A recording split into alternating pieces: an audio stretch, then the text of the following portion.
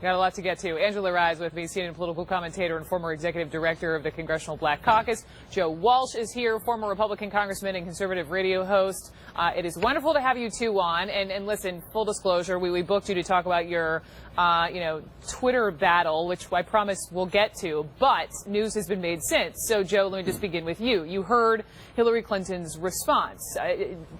Do you agree? Do you think the original comments were either racist or sexist?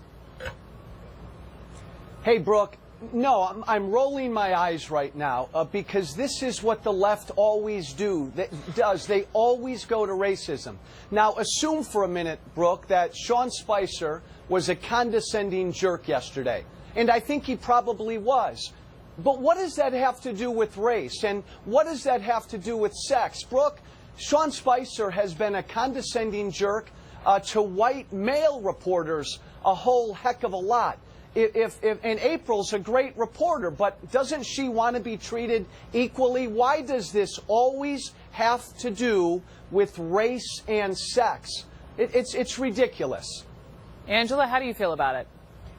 I don't know if Sean Spicer is a racist. I don't know if Donald Trump is a racist.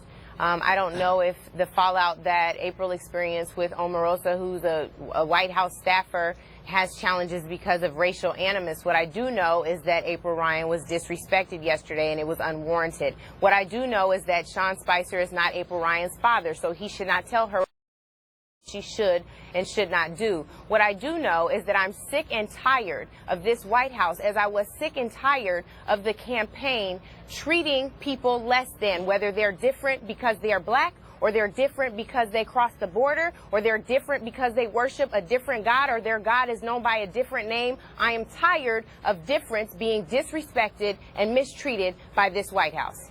Okay, so let me move on to... Hey, Brooke, Angela, Brooke, Angela. I'm not talking to bigots, Go ahead, Joe. Go ahead, I'm not talking to bigots. No, Angela had me. I agreed with the first 30 seconds where she went off there. I agreed with everything she said. Sean Spicer was a condescending jerk yesterday. But then Angela had to go to race. Why did it have anything to do with race? Angela, he has treated male white reporters horribly before, too. What's the big deal? Hold on, and why use the B word, Angela? Because Joe is a bigot, and I'll give you an example of why. Since you brought up Twitter yesterday, here's Joe's tweet.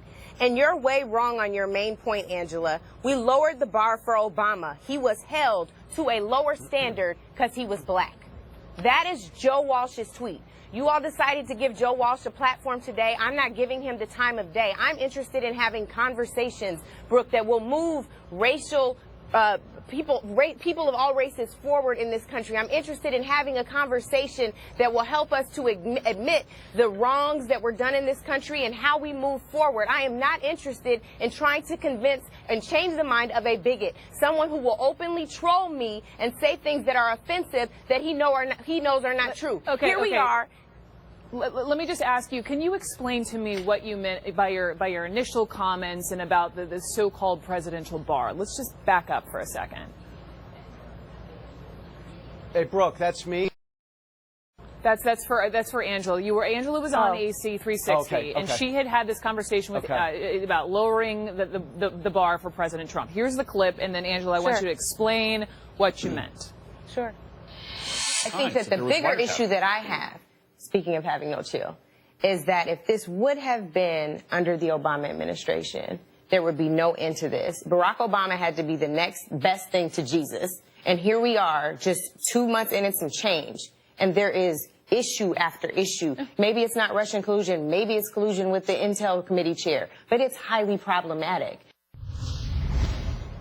Angela, first to you. Tell me what you were getting at. Sure. I think it speaks for itself. This president has been in turmoil since the campaign.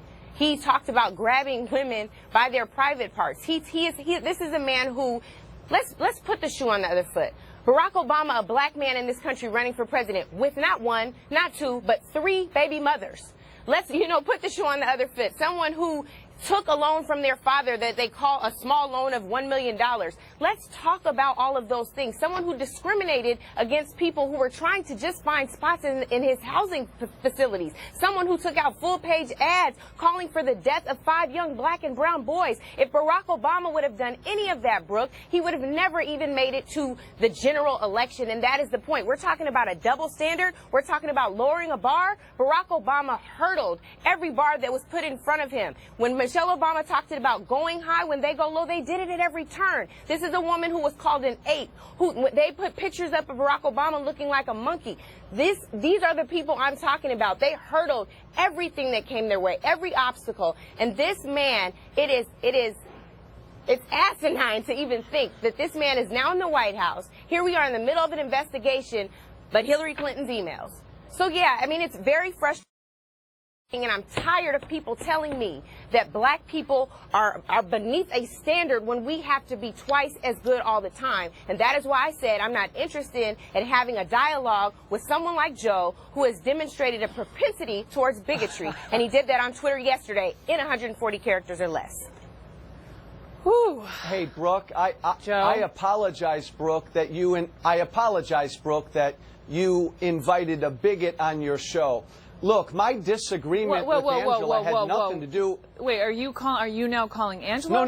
No, he's a bigot. He's apologizing for himself. No. I'm sorry that Angela feels like I'm a bigot, and I apologize that you invited me, a bigot, onto your show. I know you wouldn't do that knowingly. Okay, I appreciate that. I don't need an apology. I brought you on because of this conversation that you all, that happened over Twitter. I'm just trying to understand. I wanted to understand where Angela was coming from her initial comment. I want to understand why you had such a problem with what Angela said, and you took to Twitter and you let everyone know about it. I want to understand what your issue is with that. And Brooke, thanks. My disagreement had nothing to do with Trump. When Angela was making her case, she said that Barack Obama somehow had to live up to this perfect Jesus Christ standard that no other president had to live up to. My disagreement, Brooke, was about that, because I find that laughable. And it's got nothing, again, to do with race. Never in our country's history have we had a president so coddled and pampered and protected by the media like Barack Obama. That's not a high standard, Brooke. He was held to a very low standard because the media so loved him. Did you or did you not say that you lowered the standard because he was black? Did you or did you not say that the standard was lowered because he was black? Did you or did you not say that? Absolutely. And that is what makes you a bigot, Joe. No, but that's what makes you a bigot. Can I answer? Let me read the tweet. Let me read the tweet just to be precise on the language. You're way wrong on your main point, Angela. We lowered the bar for Obama. He was held to a lower standard because he was black. Who's the and we? Who is we? Yes. Thank you. Who's the we? The we is all of us. The we, Brooke, is not. The we is the media. The we is white liberals. Barack Obama, I believe, Brooke, and you can disagree with me. Angela, are you going to let me speak or not? Are you going to say something while your mouth is moving? Yes. Go ahead, Joe. Go ahead, Joe. This is horrible. I'm talking about all of us. It was a big deal. We elected our first black president. That was a big deal. And because of that, we lowered the standard. We did not criticize him like all of our other presidents. We didn't vet him like all of our other presidents. We were invested in that first black president succeeding. Now, just as President Trump was elected. I'm just telling you what I think. That's, by the way, where are Donald Trump's tax returns? What are you talking about? I'm not defending Trump. No, Angela, but the point is that Trump. So is Donald Trump's standard lower than Barack Obama's? Please tell me you see that. Hey, you know what, okay, Angela? I think it's about the same. Barack Obama had no experience, and Donald Trump had no experience. That is not true. Barack Obama was a constitutional law professor. Barack Obama was a state legislator. Barack Obama was a senator in the United States Senate. A state senator in Illinois for 10 years? I'm sorry. We elected a he actually served in Congress longer than you did, Joe. He was a United States senator, guys. Lowering the bar. You did one term. So I'm just saying you did one term. So he wasn't. You did one term. He served longer than you. Angela, so what kind of bar? Okay, but it's about you attacking black people for having lower standards. Really? Why, Come on, can man. you, hey, Angela, can I not attack Barack Obama and not be a racist? Is that possible? Did Is you that not possible?